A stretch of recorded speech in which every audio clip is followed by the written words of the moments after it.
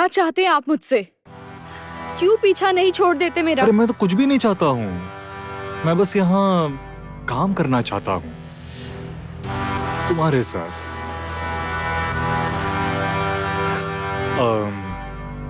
अच्छा, मैं बताना भूल गया, तुम्हारे बड़े पापा, हाँ जटिल बाबू, वैसे वो इतने भी बुरे नहीं है, बहुत अच्छे इंसान हैं।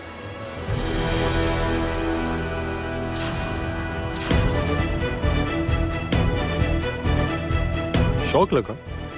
नहीं, उनसे तो मेरी वो कोर्ट के बाहर मुलाकात हुई, बड़े अच्छे से बातचीत की उन्होंने मुझसे। एक्चुअली वो पता है तुम्हारी बहुत चिंता करते हैं। उन्होंने ही तो बताया कि तुम दोबारा यहाँ पर नर्सिंग होम में ज्वाइन कर रही हो। अब उन्होंने मुझसे कहा तुम्हारा ख्याल रखूं, हाँ मतलब तुम्हारी जरूरतों का ख्याल रखूं, अब तुम्हारे काम को तुम्हारी मदद करूं और तुम्हारी यही सी मदद करता रहूं। और ऊपर से देखो, डॉक्टर होने के नाते ये तो मेरी ड्यूटी है कि मैं नर्स का ख्याल रखूं, है ना? बड़े पापा? अच्छा, मैंने तो खुद को निर्दोष साबित कर दिया है, पर तुमने कैसे डीन सर को पटा लिया, बताना तो। मैंने किसी को नहीं फंसाया है डॉक्टर ऋषभ। डीन सर ने मुझे खुद ये नौकरी ऑफर की है। और तुमने एक्सेप्ट कर ली? क्यों? सॉरी। वो बर्तन धोने का काम और जम नहीं रहा था, या फिर वो एंग्री यंग मैन कैफे का वो ओनर, उसके साथ भी तुम्हारा कुछ हो गया? बिल्कुल जुबान संभाल के बात कीजिए। मेरे निजी मामले में टांग अड़ाने का हक मैंने आपको नहीं दिया है। और हाँ, एक और बात, मैंने नर्सिंग होम ज्वाइन तो किया है, पर यहाँ रुकूंगी या नहीं अभी तक सोचा नहीं है, क्योंकि जहाँ भी आप होंगे वहाँ का माहौल तो खराब आखिर होना ही है, और खराब माहौल में रहने की आदत मुझे नहीं है।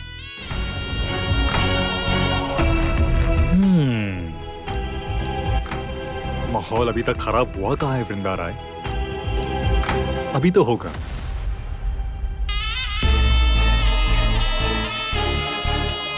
मैं तुम्हारे लिए ही तो आया हूं।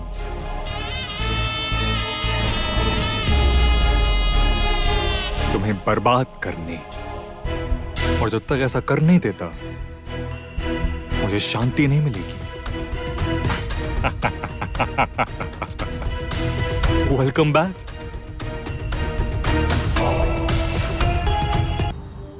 ये लो, चलो माँ, मैं और नहीं खाऊंगी, मेरा मन नहीं कर मन रहा, नहीं कर रहा है, प्लीज। करके नहीं होगा। चलो आ करो, खा लो, मुंह करो। माँ नहीं खाना प्लीज, ये वाला लास्ट अच्छा होगा। ठीक है, लास्ट, लेकिन खाना तो तुम्हें पड़ेगा ही। अच्छा ये लो, इतना ठीक लो, है, खा, लास्ट खा लो। अरुंधति, अरुण, अरे शालू, तुम कब आई बेटा? बस अभी आई हूँ। बैठिए बड़ी माँ, कैसी हैं? अरे बैठो। मैं तो हमेशा ही अच्छी होती हूँ, पर तुम यहाँ पर क्या कर रही हो? हाँ,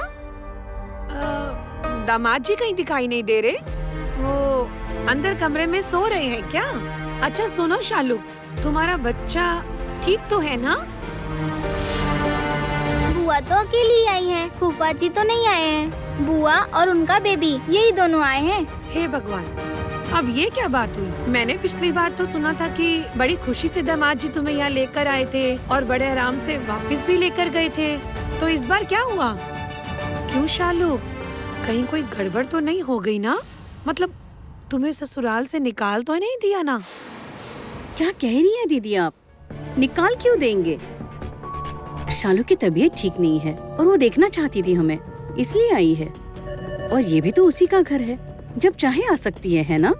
ये देखो अरुंधति, तुम तो खामखा नाराज हो गई। अच्छा, मैं भी तो शालू का भला ही चाहूंगी ना। शालू को ससुराल से निकाल दिया जाए, मैं ऐसा कभी चाहूंगी भला? मैंने तो बस चिंता में पूछ लिया था तुमसे। किसी ने उसे निकाला नहीं है दीदी, उसके ससुराल में सब उससे बहुत प्यार करते हैं। समधन तो उससे बहुत प्यार करती है, बहुत ख्याल रखती है। और क्या, ये बात मुझे पता नहीं होगी क्या? पर ये तो अपने घर आ गई है। क्या सोचा अरुंधति, इसका बच्चा इसी घर में पैदा होगा या ससुराल में होगा?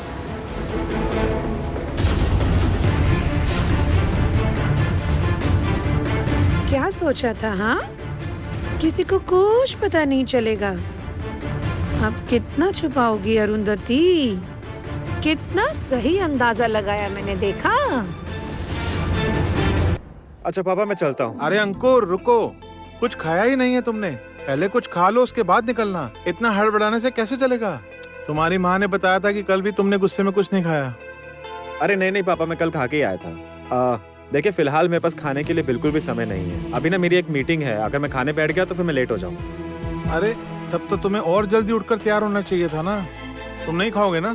देखो तुम अगर नहीं खाओगे तो मैं भी सारा दिन कुछ भी नहीं खाऊंगा। अच्छा ठीक है पापा, चलिए थोड़ा सा खा लेता हूँ। अच्छा तुम्हें क्या हुआ है बताओ तो? तुम इतने सीरियस क्यों हो? इतने गुस्से में क्यों हो तुम? क्या हुआ है तुम्हें? क्या बताऊँ पापा मैं आपको, माँ एक के बाद एक ऐसी हरकतें करती है ना कि अब मेरा इस घर में रहने का दिल ही नहीं करता। क्या कह रहे हो तुम मेरे बारे में? बात तो ऐसे कर रहे हो जैसे मैं तुम्हारी माँ नहीं तुम्हारी दुश्मन हूँ। मैं तुम्हारा बुरा चाहती हूँ? मैं तुम्हारा बुरा चाहती हूँ? बताओ। चाहती हैं और बुरा चाहती हैं, इसीलिए हमेशा वृंदा को मेरे जीवन से अलग करने की कोशिश करती रहती करती हूँ, क्योंकि मैं तुम्हारा भला चाहती हूँ और ये मैं हमेशा करती रहूंगी। माँ मैं वृंदा से प्यार करता हूँ माँ, और मैं जिंदगी भर उसी से प्यार करता रहूंगा। मैं वृंदा के अलावा किसी और लड़की की तरफ देख भी नहीं सकता। और मेरे भला चाहने के चक्कर में आपने मेरे साथ क्या क्या गलत किया है इसका बारे में आपको पता है माँ? ये कैसा बचपना आप कर रही हैं बताइए तो? कभी दोयल कभी तितिर। माँ मेरी कोई पर्सनल चॉइस नहीं हो सकती? ये सब करके कोई फायदा नहीं होगा माँ। हाँ, अच्छा ठीक है, तुम दोनों चुप करो। सुबह सुबह इतना झमेला मत करो। अरे अंकुर चलो ब्रेकफास्ट कर लो। अरे पूर्वी उसकी मीटिंग है, अगर तुम ये सब करोगी तो वो भूखा चला जाएगा। चलो खाने बैठ जाओ, मैं जल्दी से तुम्हारा नाश्ता लगा देती हूँ। आओ। नहीं मुझे अब निकलना होगा। मैं पहले अपनी मीटिंग अटेंड करूंगा, उसके बाद मैं वहाँ से वृंदा से मिलने जाऊंगा। और अगर मैं अभी नहीं निकला तो मैं लेट हो जाऊंगा और मेरा फिर पूरा स्केड्यूल बिगड़ जाएगा। नहीं, तुम कहीं नहीं जाओगे, तुम घर पर ही रहोगे। मुझे जाना ही होगा माँ। मैं पहले जाकर ऑफिस में मीटिंग अटेंड करूंगा, उसके बाद वहाँ से वृंदा से मिलने जाऊंगा। मुझे वृंदा से कुछ इंपॉर्टेंट बात करनी है जो फोन पर बिल्कुल नहीं हो सकती, और मुझे उससे मिलकर ही बात करनी होगी। कल हो नहीं पाई थी, आज करनी ही पड़ेगी। और माँ आपने ऐसा सोच भी कैसे लिया कि इस विषय पर मैं आपकी कोई भी बात मानूंगा? सॉरी, मैं चलता हूँ। अंकुर मेरी बात सुनो। अंकुर हाँ, जाओ तुम जाओ, देखो अब तुम्हारी माँ क्या करती है। अब अगर तुम्हारी माँ को कुछ होता है तो उसके लिए जिम्मेदार होंगे तुम और तुम्हारी वृंदा। खुश हो ना? बेटे का भला करके खुश हो ना तुम? देख लिया बेटे की क्या हालत कर दी तुमने। कुछ नहीं किया मैंने, कुछ नहीं किया, बस बेटे का भला चाहा है। एक बात याद रखिएगा, उस वृंदा को मैं इस घर में कभी नहीं घुसने दूंगी, बिल्कुल भी नहीं।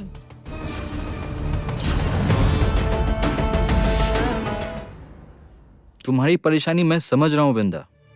डॉक्टर ऋषभ भी आज ही ज्वाइन कर लेंगे, ये मुझे पता ही नहीं था। मैंने सोचा था आज मैं तुम्हें ये खबर दूंगा ताकि तुम जरा प्रिपेयर हो सको। लेकिन सर आप डॉक्टर ऋषभ को दोबारा से क्यों यहाँ ले आए? वृंदा तुम्हें सच कहूँ तो ये नर्सिंग होम मेरे लिए पहली प्रायोरिटी है। मैं इस नर्सिंग होम को बहुत अच्छी तरह चलाना चाहता हूँ और डॉक्टर ऋषभ एक अच्छे डॉक्टर हैं, इसमें कोई शक नहीं है। और तुम भी हमारे नर्सिंग होम की एक इम्पोर्टेंट मेंबर हो। मुझे तुम दोनों की जरूरत है, इसलिए मैं किसी को निकाल नहीं पाऊंगा। लेकिन सर आप जानते हैं डॉक्टर ऋषभ कितने बुरे इंसान हैं। आप तो सब कुछ जानते हैं कि हमारे नर्सिंग होम को डॉक्टर ऋषभ की वजह से कितनी बार बेइज्जत होना पड़ा है। आप सब कुछ जानने के बावजूद भी कैसे उस इंसान को दोबारा यहाँ?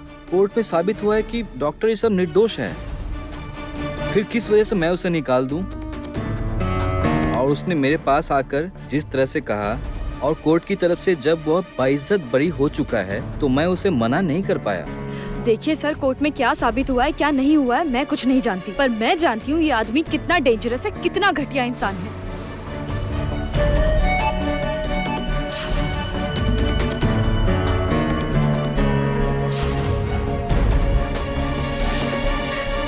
सर हो सकता है शायद मैं इस वक्त आपको सब कुछ ना बता सकूं, लेकिन मैं आपसे इतना कह सकती हूँ सर, डॉक्टर ऋषभ का इस नर्सिंग होम में दोबारा ज्वाइन करना मैं बिल्कुल भी एक्सेप्ट नहीं कर पाऊंगी सर। वृंदा प्लीज तुम जरा शांत हो जाओ। डॉक्टर ऋषभ पर से शक दूर करने में तुम्हें जरा टाइम लगेगा, लेकिन मेरी तरह तुम भी उसको एक मौका देकर देखो ना। तुम और मैं तो एक ही टीम में है ना। अगर सच कहूँ तो सर, मैंने ये नर्सिंग होम सिर्फ इसीलिए ज्वाइन किया था क्योंकि डॉक्टर ऋषभ यहाँ नहीं थे, बस इसीलिए। पर दोबारा उस इंसान को भी इसी नर्सिंग होम में ज्वाइन करना था। मुझ पर भरोसा करो विंदा। Okay sir. तो फिर सुनो, मैं तुमसे वादा करता हूँ विंदा, तुम्हारी टेरिटरी में मैं डॉक्टर ऋषभ को नहीं आने दूंगा। इस बारे में मैं उससे बात भी कर लूंगा। जैसे तुम पहले फ्री होकर काम करती थी वैसे ही करना। कोई तुम्हें किसी तरह से परेशान नहीं करेगा। बस तुम मेरी रिक्वेस्ट मान लो वृंदा, तुम नर्सिंग होम छोड़कर मत जाना। मैं कह रहा हूँ, इस बार तुम्हें कोई शिकायत का मौका नहीं मिलेगा। मैं जुबान देता हूँ। सर प्लीज आप इस मामले पर ध्यान दीजिएगा। मैं दोबारा इस नर्सिंग होम में किसी तरह का कलेश नहीं चाहती हूँ सर। कुछ नहीं होगा और तुम्हें आज के लिए दोबारा बधाई देता हूँ। प्रार्थना करता हूँ तुम्हारे आने वाले दिन अच्छे बीते। दोबारा तुम इस नर्सिंग होम के लिए एक अच्छी नर्स बनकर दिखाओ। चलती हूँ सर।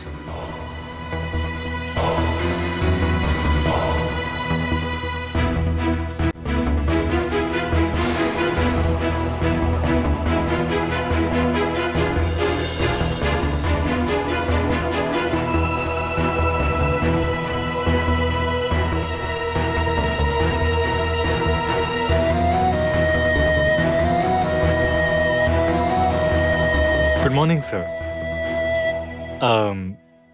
क्या कहा मिस वृंदा राय ने?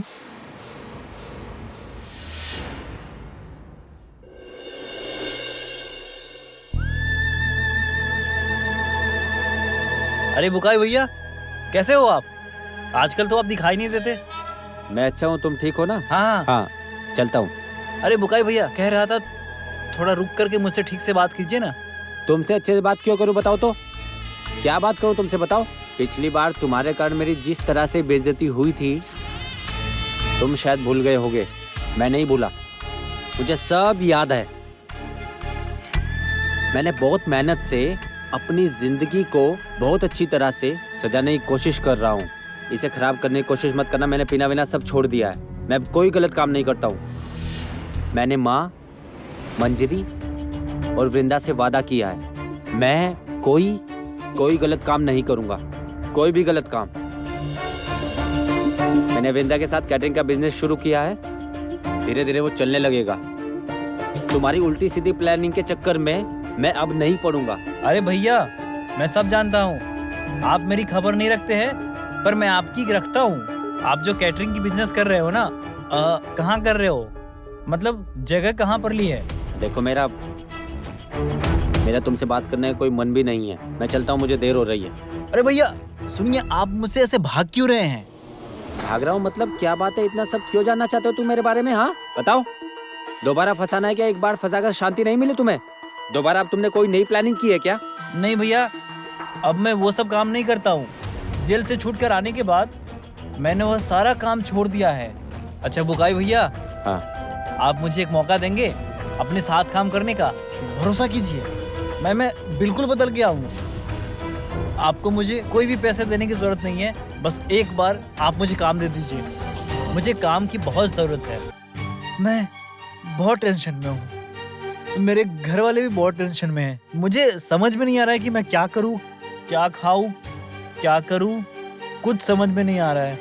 आप भरोसा कीजिए भैया, मेरा और कोई मकसद नहीं है। तुम पर फिर से कैसे विश्वास करूँ ये समझ नहीं आ रहा है। अच्छा ठीक है, मत कीजिए विश्वास।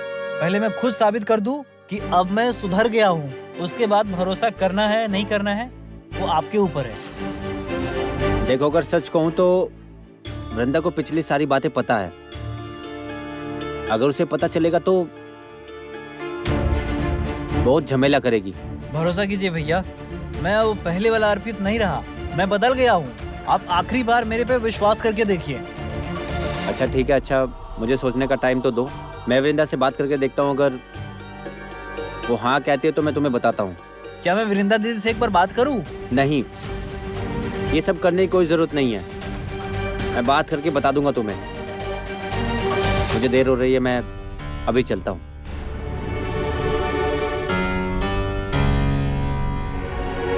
ये तो बहुत बढ़िया न्यूज़ है। ये न्यूज़ तो जल्दी से पापा को देनी होगी।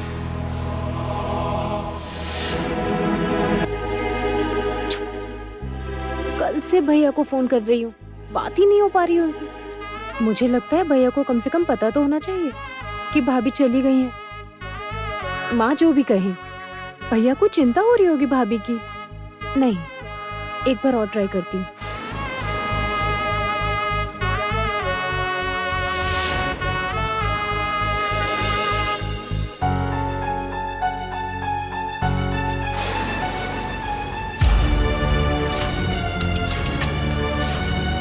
रिया, किसे फोन कर रही हो? नहीं, किसी को भी नहीं, एक दोस्त को बस।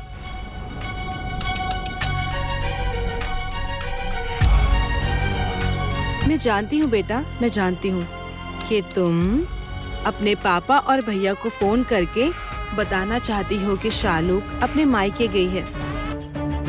अरे बाबा, इसमें डरने की क्या बात है? तुम्हारी जगह मैं भी होती तो ऐसा ही करती।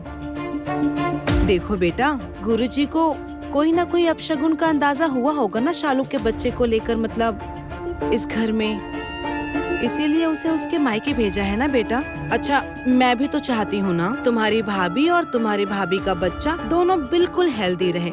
तुम नहीं चाहती? चाहती हो ना कि तुम्हारे भैया और भाभी को एक प्यारा सा बच्चा हो, लड़का हो या लड़की, पर दोनों ही हेल्दी रहे, है ना? क्या हुआ, कहो? हाँ, चाहती हूँ। अगर चाहती हो तो यहाँ की कोई भी बात भैया को नहीं बताओगी। तुम भैया को फोन नहीं करोगी। सुनो सुनो, मेरी बात तो सुनो। देखो, भैया बाहर काम कर रहे हैं ना, हाँ, और काम का प्रेशर होगा उस पर। देखो, अब फोन पर अगर ये सारी बातें सुनेगा वो, तब तो वो हड़बड़ी में वहाँ से लौट आएगा ना। क्या होगा उससे? उसका काम खराब होगा। बताओ, है ना बेटा? हाँ, वो तो होगा ही। देखो, तो फिर हमें क्या करना चाहिए? कोई कॉल नहीं, तुम उसे कोई कॉल नहीं करोगी, ठीक है? तुम उसे कोई कॉल नहीं करोगी। भैया को आने दो ना, मैं उसे सब बताऊंगी। बताना ही होगा ना, जो जो हुआ है मैं उसे सब कुछ बताऊंगी। बेटा, तुम बिल्कुल फिक्र मत करो, तुम्हारी भाभी को मैं कुछ भी नहीं होने दूंगी, ओके?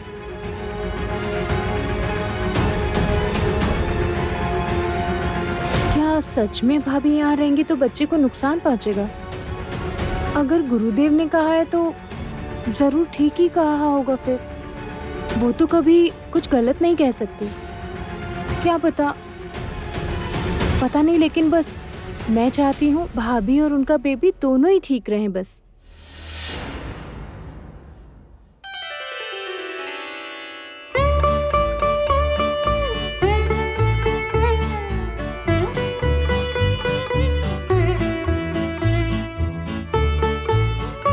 वृंदा, इतने दिनों बाद तुम्हें देखकर यहाँ बहुत अच्छा लग रहा है।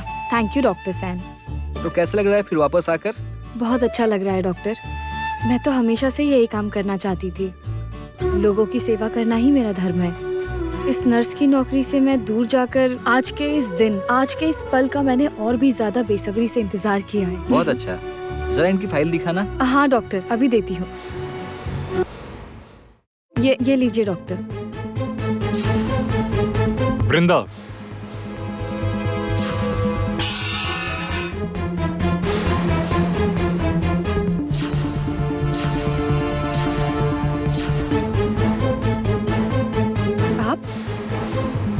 आप यहाँ क्यों आए हैं? ये किस तरह का सवाल हुआ? मैं यहाँ क्यों आया मतलब? अपने पेशेंट को चेक करने आया हूँ। एज अ डॉक्टर ये मेरी ड्यूटी है। इनफैक्ट मैंने ही डॉक्टर सेन को यहाँ भेजा था कि मुझे पहले आकर रिपोर्ट वगैरह चेक कर लें। नहीं, मैं आपके साथ कोई काम नहीं कर पाऊंगी डॉक्टर ऋषभ। वृंदा, तुम ऐसी बातें क्यों कर रही हो? प्लीज प्लीज ऐसी बातें मत करो। तुम तो सब जानती हो, कुछ भी तुमसे छुपा नहीं है। मैंने खुद को निर्दोष साबित करके तभी दोबारा यहाँ रिजॉइन किया है। उसके बावजूद तुम ऐसा कह रही हो, क्यों? क्योंकि डीन सर ने कहा है, मैं अगर इस नर्सिंग होम में काम करती हूँ तो मुझे आपके साथ कोई काम नहीं करना पड़ेगा। हो सकता है, हो ही सकता है, और ये भी हो सकता है कि तुम जानबूझकर मेरी ड्यूटी वाली जगह पर आ गई हो। नहीं, ये रही मेरी ड्यूटी शीट। मेरी इसी रूम में ड्यूटी है। और ये रही मेरी ड्यूटी शीट। देखो यहाँ मेरा नाम लिखा है विजिटिंग डॉक्टर के कॉलम में, डॉक्टर ऋषभ चैटर्जी। तो फिर गलती किसकी है? किसी की नहीं। आप अपना काम कीजिए, मैं बाहर जाती हूँ। रुको वृंदा,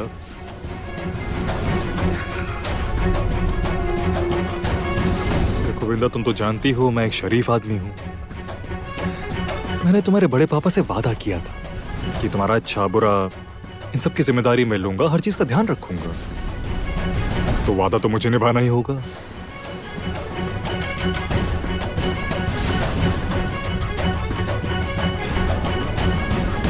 डॉक्टर सेन, कैरी ऑन।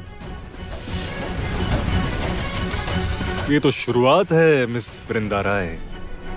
जैसे जैसे दिन बीतेंगे तुम खुद को ही कोसने लगोगी और सोचोगी कि क्यों तुम दोबारा इस नर्सिंग होम में लौट कर आई।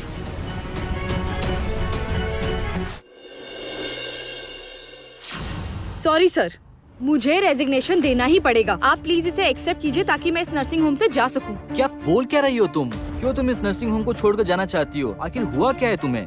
सर, डॉक्टर ऋषभ मुझे परेशान कर रहे हैं। कंटिन्यूअसली मुझे परेशान कर रहे हैं। आपने कहा था डॉक्टर ऋषभ मेरी टेरिटरी में कभी भी आ ही नहीं सकते, लेकिन ऐसा हो ही नहीं रहा है सर। आप समझ क्यों नहीं रहे हैं? वो मुझे नीचा दिखाने के लिए मेरे पीछे हाथ धोकर पड़े हैं।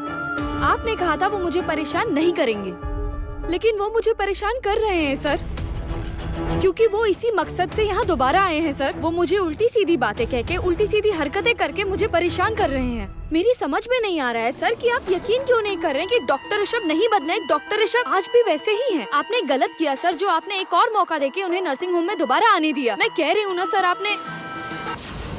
मिस राय, क्या बात है? आप इतने गुस्से में इतनी बेचैन क्यों हैं आखिर? अच्छा जाने दीजिए, आप क्या कह रही थी कहिए। देखो ना ऋषभ, वृंदा अब यहाँ काम नहीं करना चाहती है, रिजाइन करने आई है। सर आप इस पर साइन कर दीजिए, साइन करके मुझे फ्री कर दीजिए। मैं नर्सिंग होम से जाना चाहती हूँ। प्लीज वृंदा, तुम जरा बैठो और शांत हो जाओ।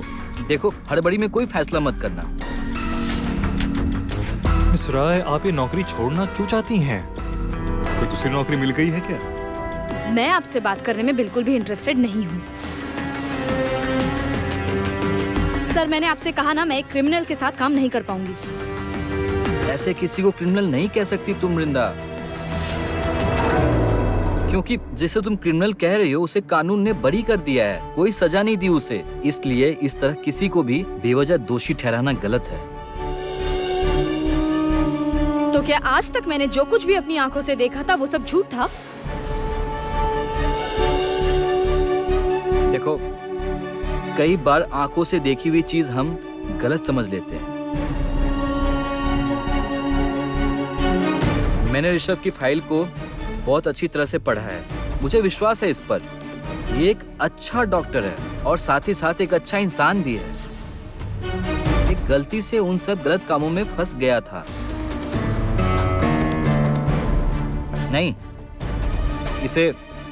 इसे फंसाया गया था ताकि इस जैसे एक अच्छे डॉक्टर को दुनिया के सामने नीचा दिखाया जा सके। वृंदा, देखो वृंदा, मैं चाहता हूं तुम एक नई शुरुआत करो, जैसे डॉक्टर ऋषभ दोबारा से एक नई शुरुआत की है। देखो, इस नर्सिंग होम में तुम दोनों की बहुत ज्यादा जरूरत है और मैं ये भी जानता हूँ तुम दोनों ही इस नर्सिंग होम का भला चाहते हो। एब्सोल्युटली करेक्ट सर, आप बिल्कुल सही कह रहे हैं। इस नर्सिंग होम की भलाई के लिए मैं कुछ भी कर सकता हूँ। सुनो वृंदा, डॉक्टर ऋषभ तुम्हारी तरह ये नकली दवाइयों के रेट का पर्दाफाश करना चाहते थे, लेकिन बस अपने तरीके से। पर इस केस का पूरा मामला इस तरह सबके सामने आया जिससे तुम्हें लगा कि ऋषभ ही इस रैकेट का मास्टरमाइंड है, लेकिन नहीं, बल्कि उर्मिला नाम की जिस नर्स पर ऋषभ इतना भरोसा करता था वो अंदर ही अंदर इस रैकेट के साथ जुड़ी हुई थी। फिर मौका पाकर सारा दोष ऋषभ के कंधों पर डाल दिया। नहीं सर, आप समझ नहीं पा रहे हैं। वृंदा प्लीज ऐसा मत करो, मत छोड़ो ये नर्सिंग होम को। मिस राय, देखिए मैं भी आपसे दिल से रिक्वेस्ट करता हूँ, प्लीज। सर प्लीज, ये जो आपका रेजिग्नेशन है मुझे लगता है इसकी अब जरूरत नहीं है। सर अगर आप परमिशन दे तो मैं इसे फाड़ दूं। Thank you sir.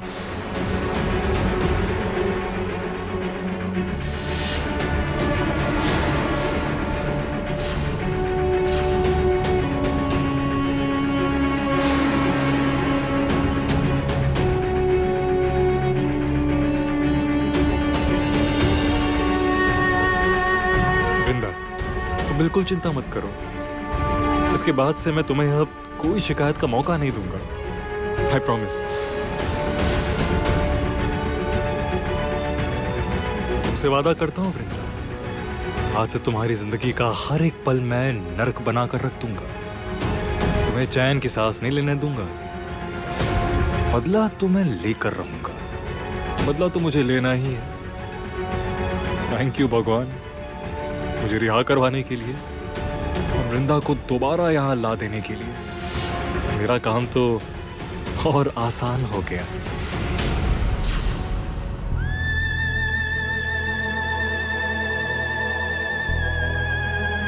देखा विजया, वृंदा के हॉस्पिटल में मैंने ना अच्छी खासी आग लगा कर आया हूँ। जो उसका सबसे बड़ा दुश्मन है उसको दोबारा उसके पीछे लगा दिया है। अब देखना कैसे जीना मुश्किल होता है वृंदा का। आज उसका शायद हॉस्पिटल में पहला दिन है ज्वाइनिंग का। उफ, वो डॉक्टर ना, बस भगवान करे डॉक्टर आज से ही उसका जीना दोभर करके रख दे। वही डॉक्टर ना, वो जिसका ऋषभ करके कुछ नाम था, वही ना जिसने नकली दवाइयों का कुछ घोटाला वगैरह किया था। तब तो आपकी भतीजी का नाम भी आया था ना अखबार में। अरे हाँ वही। क्या क्या नहीं किया है इस लड़की ने। पर इस बार तो सुना है 22 कोर्ट से बरी हुआ है और केस भी खारिज हो गया है। बाप रे बाप, एक नंबर का चालाक आदमी है। मैं तुम्हें बता रहा हूँ, वो ना वृंदा की जिंदगी को बहुत बुरी तरीके से नरक बना कर रख देगा। उसे चैन से नहीं जीने देगा वो आदमी, देख लेना। शांति से तो मैं भी नहीं रहने दूंगी। मैं तो उनके घर जाकर आज ही घी डाल कर आई हूँ। आप तो जानते ही है ना शालुक के जीवन में कितने झमेले हैं।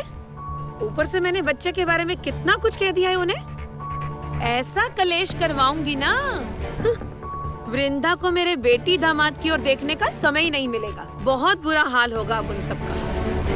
पापा, पापा, क्या हुआ? आपको अर्पित याद है? अर्पित? कौन है ये? वो इसके बारे में जरा बताना तो। बुकाई भैया का दोस्त, जिसकी वजह से आप जेल गए थे।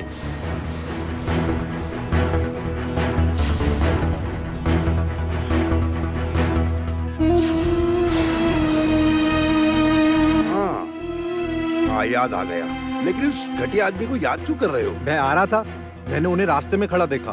भैया से बातें कर रहे थे, एकदम उनके पैरों में गिरे जा रहे थे। साथ में बिजनेस करने को कह रहे थे भैया से। अर्पित की हालत बहुत खराब है, काम धंधा नहीं है, परिवार भूखा मर रहा है। वो सुधर गया है, यही कह रहा था। फिर बुकाई ने क्या किया? उस टोपीबाज के साथ दोबारा दोस्ती कर ली है क्या? नहीं नहीं, कहा सोचकर बताऊंगा। पता नहीं मुझे क्यों लग रहा है कि फिर कोई बड़ा तमाशा होगा, इसलिए बस आपको बता दी ये बात।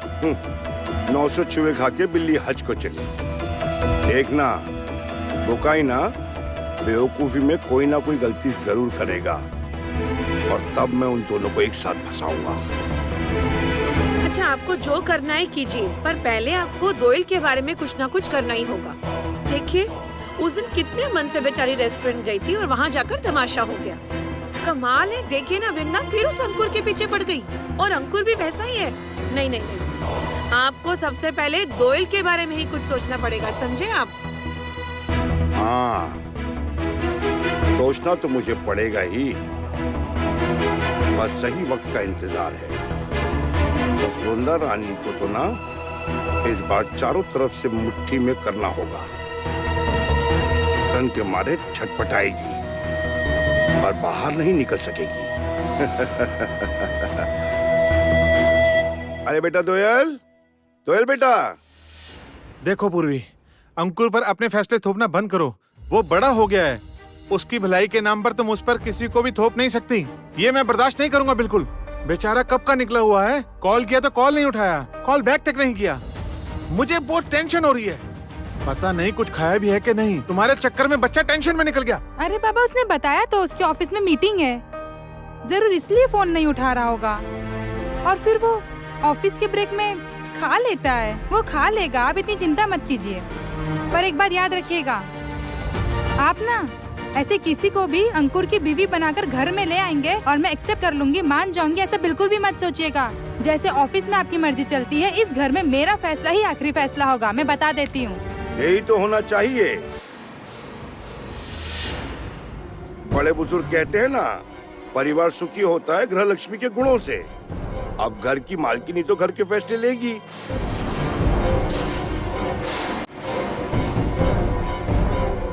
नमस्ते, नए साल की बहुत सारी शुभकामनाएं। मैडम, ये मिठाई लाया हूँ, दरअसल नए साल में पहली बार आया हूँ ना। लीजिए लीजिए अभी लीजिए लीजिए। इसकी क्या जरूरत थी? अरे कहाँ हो? अरे आओ, अरे शर्माओ मत, अंदर आओ। हाँ,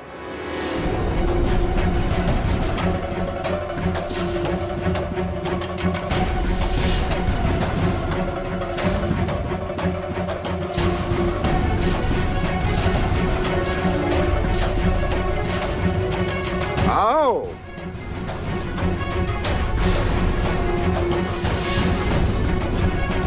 खुश रहो बेटा, खुश रहो। बस बस बेटा, बस बस।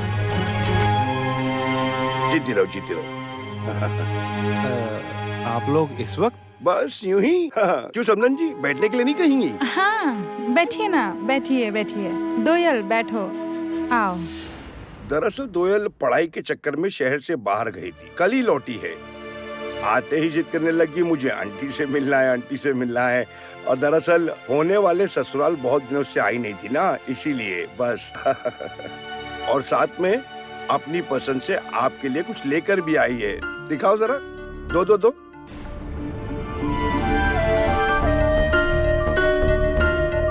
ये लीजिए आंटी, ये मैं आपके लिए लाई हूँ। एक्चुअली जब मैंने इसे देखा, मुझे एक नजर में ही पसंद आ गया। सोचा कि इस घर में बहुत प्यारा लगेगा। अच्छा,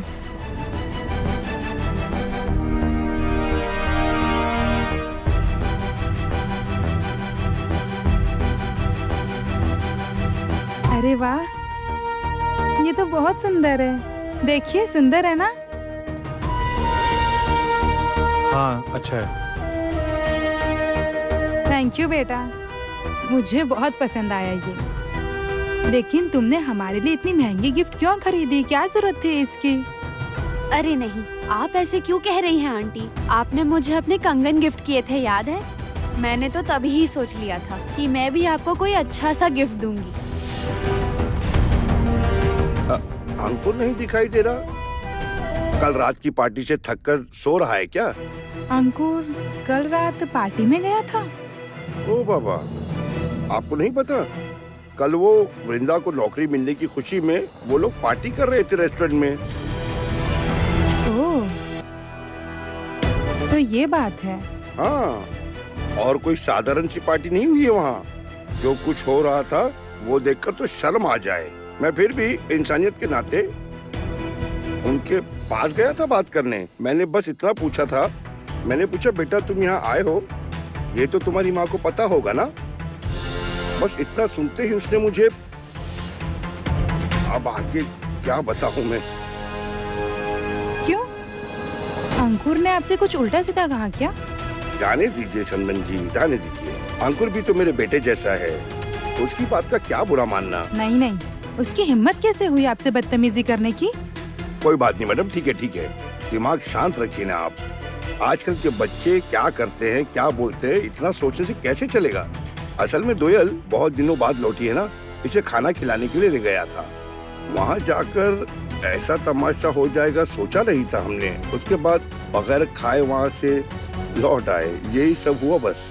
नहीं, ये तो बहुत गलत हुआ। जाने दीजिए ना आंटी। अच्छा सुनिए ना, मैंने एक नया केक बनाना सीखा है। मेरा बहुत मन है कि मैं अपने हाथों से केक बनाकर आपको खिलाऊं। अरे वाह बेटा, तो कब खिलाओगी?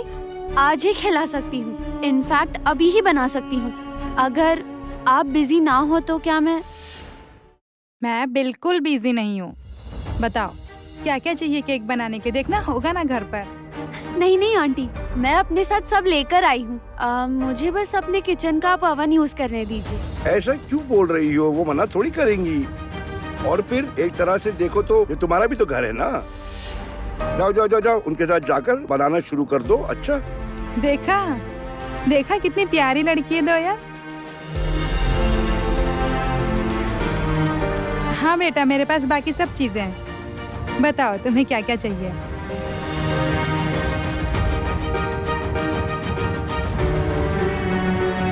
तीतिर को तो वृंदा ने भगा दिया यहाँ से।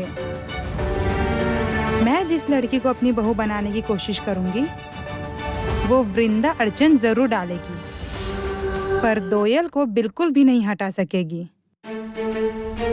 हाँ, मुझे पहले वाले प्लान पर ही चलना होगा। दोयल लड़की अच्छी है, समझदार है। वृंदा को हटाने के लिए इसे ही हथियार बनाना होगा।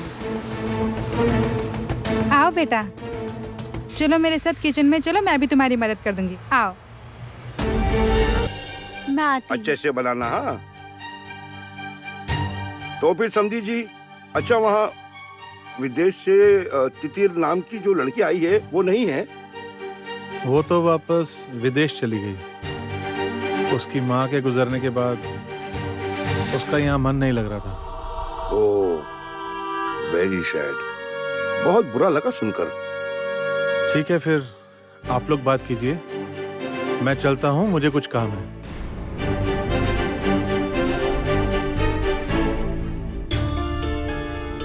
अच्छा ही हुआ चले गए, रास्ता साफ हो गया। अब काम की बात कर लेनी चाहिए। हेलो, हाँ बोलो अंकुर। वृंदा, मैं तुम्हें कब से फोन कर रहा हूँ, तुम मेरा फोन क्यों नहीं उठा रही? बताओ मुझे। दरअसल वो अंकुर आज मेरा नर्सिंग होम में पहला दिन है ना, इसीलिए फोन साथ नहीं ले गई थी, बैग में ही रख कर गई। ओह, अच्छा। अच्छा, तुम बताओ, तुम इतनी बार फोन कर रहे थे, कोई जरूरी बात थी, कुछ काम था? वृंदा, मुझे तुमसे कुछ बहुत इंपॉर्टेंट बात करनी है। पहली बात तो तुम्हारी नौकरी से रिलेटेड है, और दूसरी बात हमारी जिंदगी से रिलेटेड है। मेरी नौकरी के बारे में? मेरी नौकरी के बारे में क्या कहना है अंकुर? वृंदा, मैं तुम्हें अलर्ट करना चाहता हूँ। अलर्ट करना है मतलब? क्यों, कुछ हुआ है? अंकुर, मुझे साफ साफ बताओगे प्लीज?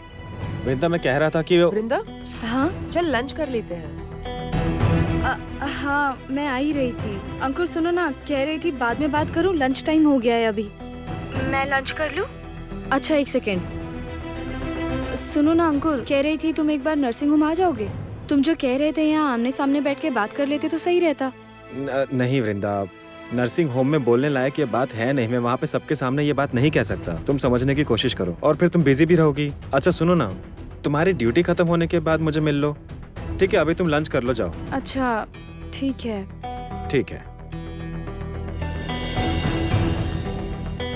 डॉक्टर ऋषभ के बारे में जब तक मैं वृंदा को नहीं बता देता तब तक मुझे शांति नहीं मिलेगी। ऐसा क्या बताने के लिए इतना बेचैन हो रहा था अंकुर? क्या हुआ? इतना क्या सोच रही है? चल लंच कर लेते हैं।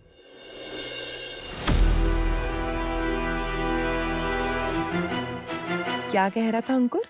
पता नहीं यार, कुछ खास नहीं कहा उसने। बस कहा कि उसे कोई जरूरी बात करनी है मेरी नौकरी के बारे में।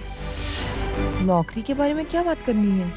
पता नहीं, वही तो बताया नहीं। पर पता है, मैं कुछ और सोच रही हूँ। डीन सर ने कैसे डॉक्टर ऋषभ को प्रेशर में आके नौकरी दे दी, पता नहीं। सबकी जिंदगी में फिर टेंशन ना खड़ी हो जाए। कुछ दिन कितने शांति से काम किया सबने। प्रेशर क्या सिर्फ अकेले डीन सर पर है? प्रेशर तो मुझ पर भी है। पहले तो सोचा था मैं नौकरी छोड़ दूंगी, लेकिन उसके बाद सोचा नौकरी छोड़ूंगी तो मेरा ही नुकसान है। देख तोशा, मैं बहुत दिनों से अपने इस नर्सिंग के काम से दूर रही हूँ। मुझे इतनी आसानी से कोई नर्सिंग होम या कोई हॉस्पिटल काम नहीं देगा। डीन सर थे इसीलिए मुझे ये काम मिला है, लेकिन यहाँ भी ये मुसीबत आ जाएगी, किसे पता था। क्या ये आदमी तेरा पीछा नहीं छोड़ेगा? तू देख लेना, जब तक मुझे बर्बाद नहीं करता इस आदमी को शांति नहीं मिलेगी। और अब तो कोर्ट ने भी उसे छोड़ दिया है। मैं कितना भी कह लूं, कोई भी मेरी बात नहीं सुनेगा। उन्हें गलत साबित कर सकूं, ऐसा कोई सबूत भी तो नहीं है मेरे पास। दीदी मैं एक बात कहूँ आपसे? हाँ कहो ना। दरअसल, हम बगल की टेबल पर बैठे थे, आपकी सारी बातें सुनी। एक दिन सब कुछ साबित हो जाएगा, आप इतनी चिंता मत कीजिए प्लीज। सुमोना ठीक ही कह रही है दीदी, भगवान पर भरोसा रखिए। भगवान है ना, वो सब ठीक करेंगे। एक दिन डॉक्टर का सारा सच सारी दुनिया के सामने खुलकर आ जाएगा। तुम लोग कहना क्या चाहती हो? हम तो नर्सिंग होम के बारे में बात नहीं कर रहे थे, हम तो दूसरी बात कर रहे थे। तोषा दी, हम सब लोग सब कुछ जानते हैं। ये भी जानते हैं कि डॉक्टर ऋषभ नकली दवाइयों के धंधे से जुड़े हुए थे, लेकिन हम तो किसी से कुछ नहीं कह सकते ना। आप जरा भरोसा रखिए दीदी, वह कुछ गलत करेंगे तो हम उनके खिलाफ आवाज जरूर उठाएंगे। आप बस हार मत मानिएगा, अपनी लड़ाई चालू रखिए। आप आवाज उठाएंगे तो हमें भी हिम्मत मिलेगी। तुम लोगों की बातें सुनकर मुझे भी बहुत हिम्मत मिली है। Thank you so much. चल चल, तो और लोग हमारे साथ जुड़ गए। अब डॉक्टर ऋषभ कुछ करेंगे तो ये सब लोग हमारे साथ होंगे। पर मैं तो कहूंगी तो बाकी चीजों पर ध्यान मत दे, बस चुपचाप काम पर आ, ड्यूटी कर और घर जा। बस तेरा बस इतना ही काम है। किसी के साथ पंगा लेकर किसी झमेले में पड़ने की कोई जरूरत नहीं है। तू बस अपना काम करती जा, बस देखना सब सही रहेगा। ठीक कह रही है तोषा, बिल्कुल ठीक कह रही है। पता है मैं भी तो यही चाहती हूँ। झमेला कौन चाहता है बता तो? पर पता है मुझे ना बार बार लगता है मेरी जिंदगी से झमेला कभी जा ही नहीं सकता, और इस झमेले का असली कारण है डॉक्टर ऋषभ।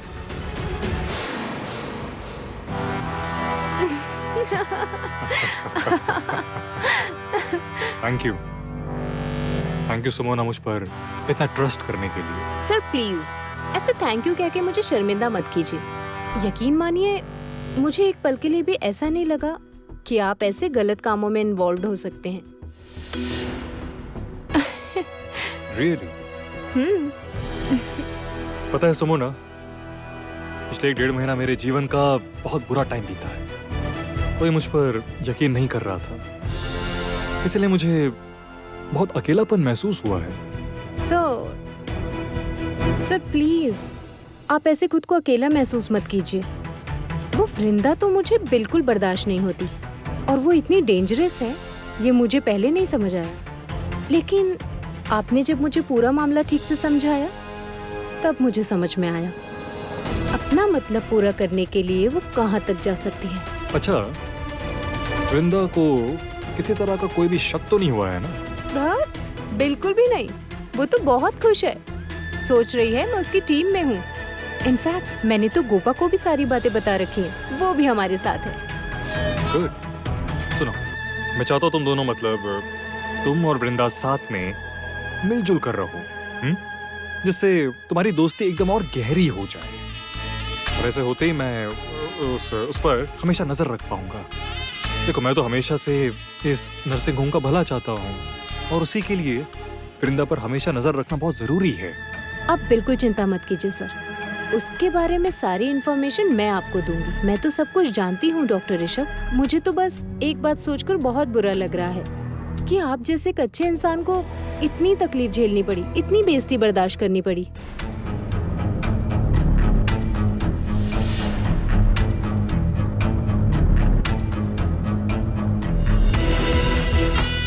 चलो, एटलीस्ट किसी को मेरी तकलीफ समझ आई, ये मेरे लिए काफी है सुमोना। मैं जानता हूँ कोई मेरा साथ दे या ना दे, तुम मेरा साथ जरूर दोगी। जरूर सर, जरूर साथ दूंगी। आप बस वृंदा को सजा दीजिए, मैं हमेशा हमेशा आपके साथ हूँ। पक्का? तो फिर मेरे लिए एक काम कर दो। क्या काम?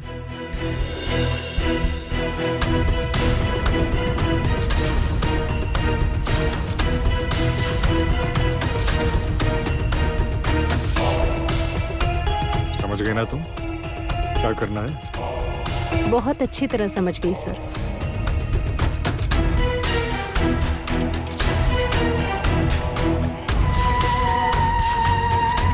जानती है तोशा, मुझे लगता है ना कि इस बार डॉक्टर ऋषभ मुझे फंसाने के लिए कोई नया रास्ता चुनेंगे।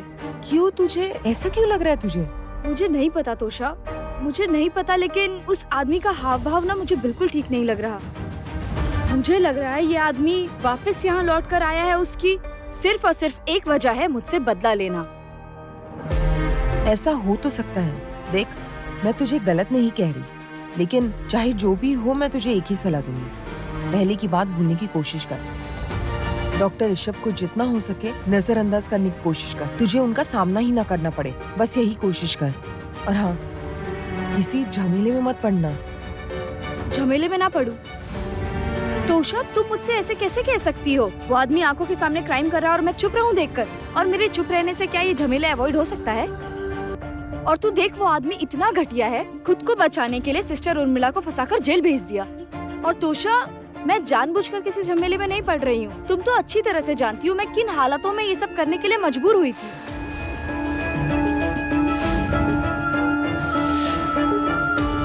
सुमोना,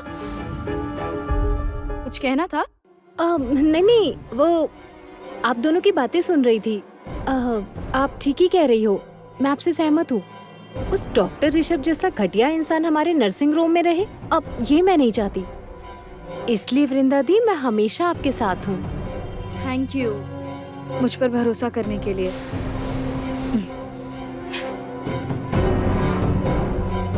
और कुछ कहना है? हाँ, आपको सर बुला रहे हैं। बीन सर? ऋषभ सर।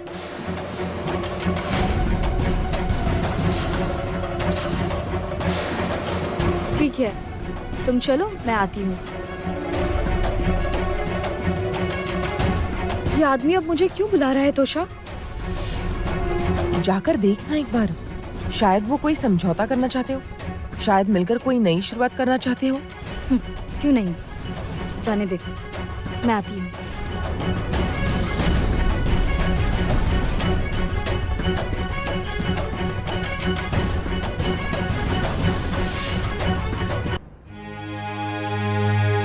अरे ये लो, केक आ गया। खुशबू तो बहुत बढ़िया आ रही है। दोयल, केक देखने में तो बहुत बढ़िया है। ये केक अंकुर का फेवरेट है, देखना बहुत खुशी से खाएगा वो। खाएगा मतलब खाना ही पड़ेगा। मैडम, हमारी दोयल ना बना सके ऐसा कोई पकवान ही नहीं है, समझी? उसके हाथ में जादू है। और आप लोग जो जो पसंद करते हैं वो सब तो कब से सीखना शुरू भी कर दिया इसने। इसके लिए तो आप लोग ही सब कुछ हो। आंटी, आप जरा केक टेस्ट करके देखिए तो कैसा बना है। ये लीजिए।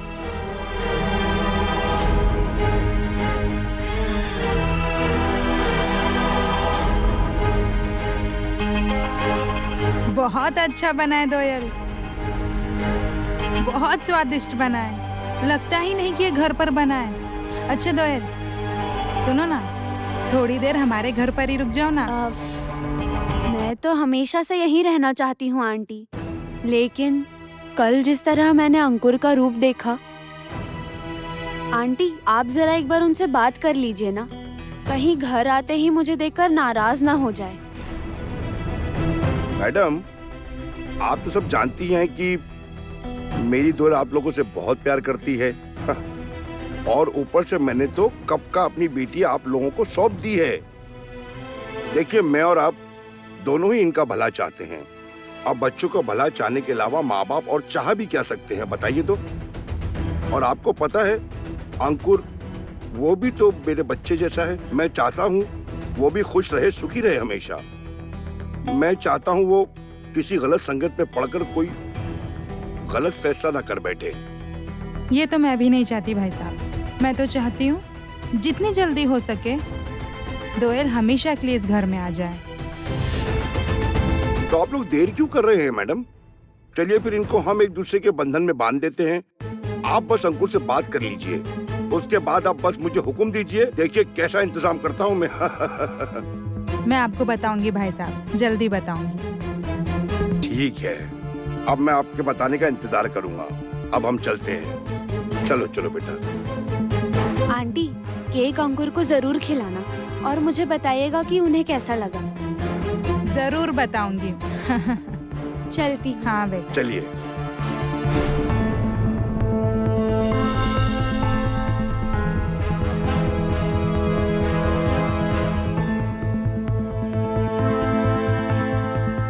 अब इन लोगों को क्या बताऊं, इतनी शर्मिंदगी होती है मुझे, क्या बताऊं। अंकुर तो बस सारा दिन सारा समय बस उस वृंदा की माला जपता रहता है, किसी भी तरह मेरी बात ही नहीं समझ रहा। नहीं नहीं नहीं, ऐसा सोचने से नहीं चलेगा, कुछ तो मुझे करना ही होगा। क्या करूं?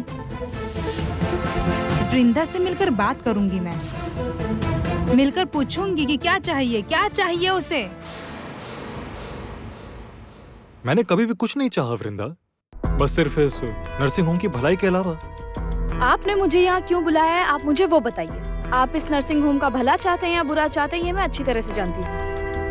नहीं नहीं वृंदा, तुम मुझे गलत समझ रही हो। देखो, आज तक मैंने जो कुछ भी सोचा है सब कुछ इस नर्सिंग होम के भले के लिए, और इसीलिए तो मैंने तुम्हें यहाँ बुलवाया है, ताकि हम साथ मिलकर काम कर सकें। मतलब क्या काम? देखो, आज इवनिंग शिफ्ट में एक मेजर ऑपरेशन है, एक बहुत बड़े बिजनेसमैन के पापा का ऑपरेशन, वीआईपी पेशेंट है, और डीन सर चाहते हैं कि मैं इस ऑपरेशन को लीड करूं, और मैं चाहता हूं तुम मेरे साथ रहो। मतलब इस ऑपरेशन के लिए हेड नर्स के तौर पर रहोगी ना?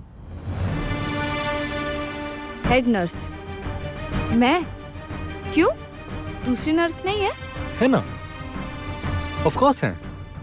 लेकिन देखो वृंदा, वो सब तुम्हारे जितना अच्छा काम नहीं करती। मतलब तुम्हारे अंदर जो पैशन, जो प्यार है, वो इनमें से किसी में भी नहीं है, और इसीलिए तो इस तरह के हाई प्रोफाइल केस में मैं तुम्हें चाहता हूं। लेकिन आज शाम को तो अंकुर से मिलने का सोचा था मैंने, उसके अलावा शालू के घर भी तो जाना था। क्या वो वृंदा, इतना क्या सोच रही हो? हाँ, अच्छा देखो, काम को लेकर तो तुम कभी भी पीछे नहीं हटती। मतलब किसी काम को तुमने आज तक ना तो नहीं कहा है, तो फिर आज अचानक क्या हो गया? मुझे एक पर्सनल काम है, इसीलिए। पर्सनल? नहीं मतलब इस नर्सिंग होम के पेशेंट को छोड़कर तुम अभी अपने पर्सनल काम पर ज्यादा फोकस कर रही हो, मतलब वो तुम्हारे लिए ज्यादा इंपॉर्टेंट है? नहीं नहीं नहीं नहीं, इस वृंदा को मैं नहीं पहचानता हूँ। देखिए, आप मुझे नहीं पहचानते तो भी मुझे कोई प्रॉब्लम नहीं है। आज मुझे सच में एक बहुत जरूरी पर्सनल काम है, जिसकी वजह से मैं आज आपके साथ ऑपरेशन में नहीं रह सकती। वृंदा, देखो मैं जानता हूँ हमारे बीच हल्की सी, इनफैक्ट हल्की नहीं, बहुत ज्यादा ही मिसअंडरस्टैंडिंग रह गई है, लेकिन वो तो हमारा पर्सनल मैटर है, एंड आई बिलीव कि ये पर्सनल और प्रोफेशनल लाइफ दोनों को मिलाना नहीं चाहिए। और फिर तुम्हारे जैसी एक अच्छी नर्स से मैं ये उम्मीद नहीं करता। वृंदा दीदी, हमारा बहुत मन था इस ऑपरेशन में डॉक्टर ऋषभ के साथ काम करने का, लेकिन इन्होंने हमें मौका ही नहीं दिया। सुमोना, तुम तो जानती हो डॉक्टर ऋषभ हमेशा बेस्ट को चूज करता है, और ऐसे एक हाई प्रोफाइल केस के लिए बेस्ट मतलब वृंदा को ही तो चूज करूंगा, ये तो ऑब्वियस है। देखो, तुम लोगों को अभी वृंदा जैसा बनने में, मतलब उसके लेवल तक पहुंचने में जरा टाइम लगेगा। ये तो हमें पता है, इनफैक्ट मैं और गोपा तो हमेशा यही बात करते रहते हैं कि वृंदा दीदी हमारे लिए प्रेरणा है, इनसे तो हम कितना कुछ सीख सकते हैं। ठीक है, तुम लोग जब इतना कह रहे हो तो फिर ठीक है, मैं रहूंगी।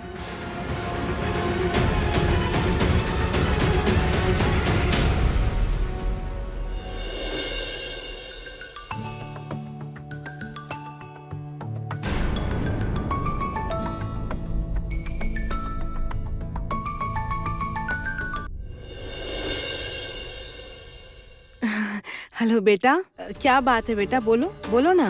माँ, शालूक कहाँ है? फोन कर रहा हूँ, फोन नहीं उठा रही है, और रिया ने बताया कि उसका फोन हाथ से गिर के खराब हो गया है। हाँ हाँ हाँ हाँ, उसका फोन तो गिर के टूट गया है बेटा। क्या कहूँ, अब इतनी हड़बड़ी करती है ना ये लड़की। अरे माँ, ये तो समझ गया मैं, एक तो फोन करेगी और घर में किसी के पास फोन नहीं है क्या? ये देखो, किसी और का फोन क्यों नहीं होगा घर पर? और तुम इतना गुस्सा क्यों करते हो हर बात पर? अरे बाबा, बच्ची ही तो है, भूल गई होगी। हाँ ठीक है ठीक है ठीक है, आप अपनी बहू की ना तरफदारी करना बंद करो और फोन दीजिए उसे। देती हूँ, रुको अभी देती हूँ। ओहो बेटा, वो अभी घर पर नहीं है। घर पे नहीं है? मतलब कहाँ गई है? वो रिया है ना, रिया के साथ बाहर गई है, शॉपिंग करने गई है दोनों। और रिया को तो देखो, लगता है वो भी घर पर फोन छोड़कर गई है। वाह वाह वाह वाह वाह, ऐसी हालत में बाहर घूम रही है। हर बात पर तुम इतना गुस्सा क्यों करते हो रौनक बेटा? उफ, बच्ची है और अभी इस हालत में चलना फिरना चाहिए। अच्छा है बाहर गई है, सारा दिन तो घर पर ही रहती है। बाहर जाने से तो मन उसका अच्छा रहेगा ना बेटा। माँ इतना केयरलेस होना कैसे चलेगा? और रिया भी घर पे फोन छोड़ के चली गई। बाप रे बाप, तुम्हारा दिमाग तो ठंडा ही नहीं हो रहा है। देखो तुम शांति से अपना काम करके आओ, ठीक है? उसके बाद मैं तुम्हें सब कुछ समझाऊंगी बेटा। मुझे क्या समझाएंगे? ओ तुम्हें नहीं, शालुक को समझाऊंगी। शालुक को मैं इस बार अच्छी तरह से समझाऊंगी ताकि वो तुम्हें दोबारा टेंशन में ना डाले, ठीक है? चलो मैं फोन रखती हूँ अभी, ठीक है ठीक है?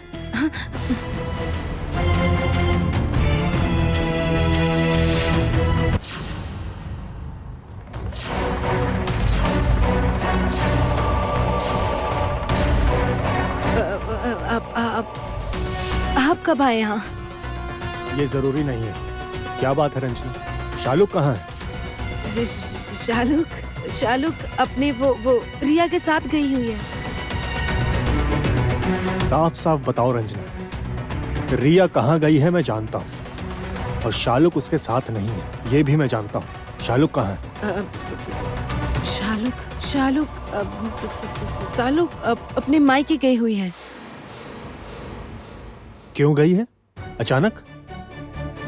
अच्छा, तुम नजरें मिलाकर क्यों नहीं बात कर रही हो? क्या बात है रंजना, बताओ।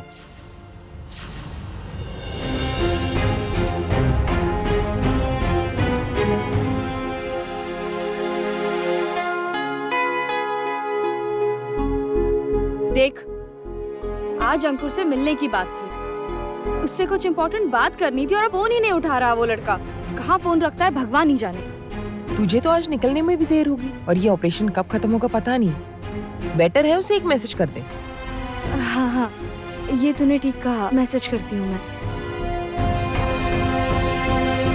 वृंदा,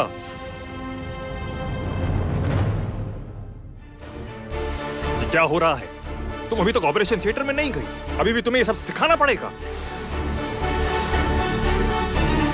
क्या हुआ, ऐसे क्यों देख रही हो? चलो। जाती हूँ। हाँ, फास्ट चलो। तो शब, मेरा फोन मेरे बैग में रख देना, मैं ओटी में जा रही हूँ। हाँ तू जा, बेस्ट ऑफ लक।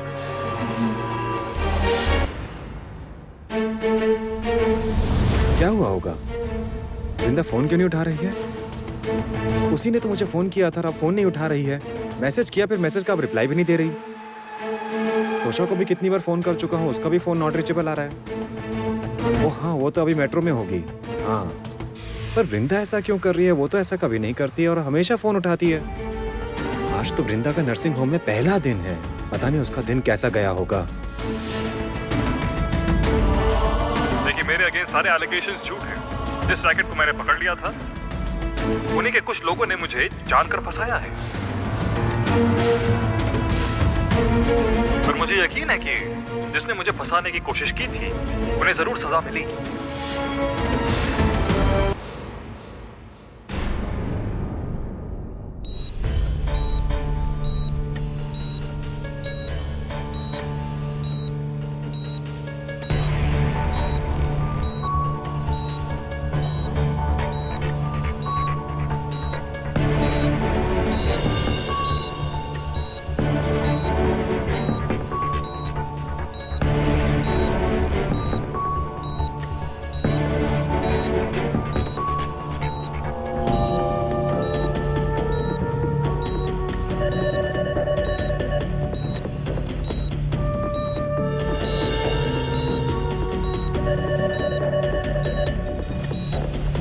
सिजर्स, ऐसे नहीं।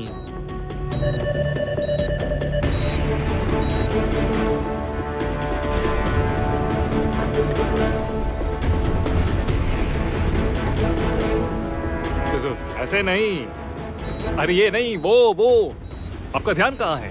लेकिन डॉक्टर पहले तो यही लगता है। काम में दिल लगाइए, फिर क्या पहले लगता है और क्या बाद में, सब पता चल जाएगा। जितना कहता उतना कीजिए। अब मुझे आपसे ऑपरेशन के प्रोटोकॉल पूछने होंगे, सीखने पड़ेंगे। काम से दूर रहकर काम भूल गई हैं आप, लगता है। Sorry doctor.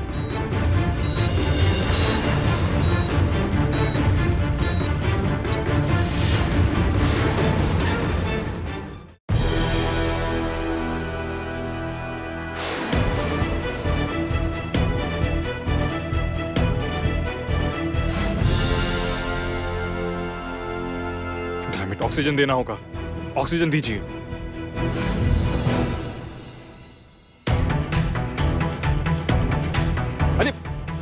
अरे क्या कर रही हैं आप? आज पहली बार काम कर रही हैं क्या आप? एक दूसरा ऑक्सीजन मास्क दो, वो कॉन्टामिनेट हो गया है।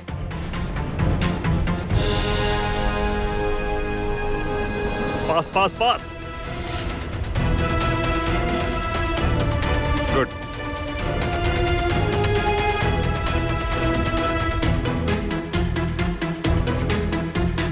बहुत ब्लड लॉस हो गया है। सिस्टर वृंदा, ब्लड ले आइए फास्ट।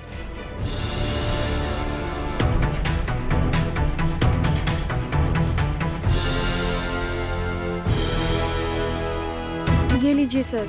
ये लेकर मैं क्या करूं? पी जाऊं इसे मैं?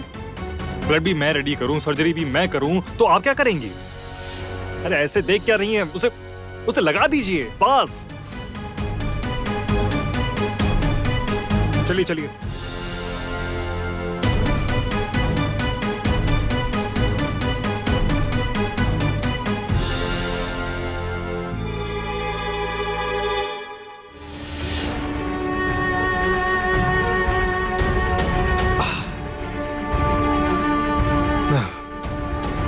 डन। Operation successful. पेशेंट को होश में लाइए। सिस्टर वृंदा, आपका काम में बिल्कुल ध्यान नहीं है। कल से नर्सिंग होम में आने के बाद मेरे केबिन में आइएगा। आपको नर्सिंग के कुछ बेसिक्स सिखाने होंगे लगता है, वरना कोई भी अनहोनी हो सकती है। आपके चक्कर में तो इनफैक्ट पेशेंट की जान भी जा सकती है। चलिए जाइए यहां से। जाइए, कहा ना।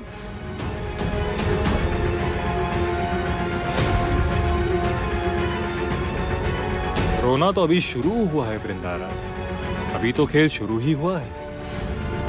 हर एक अपमान का बदला मैं सूद समेत लेकर रहूंगा।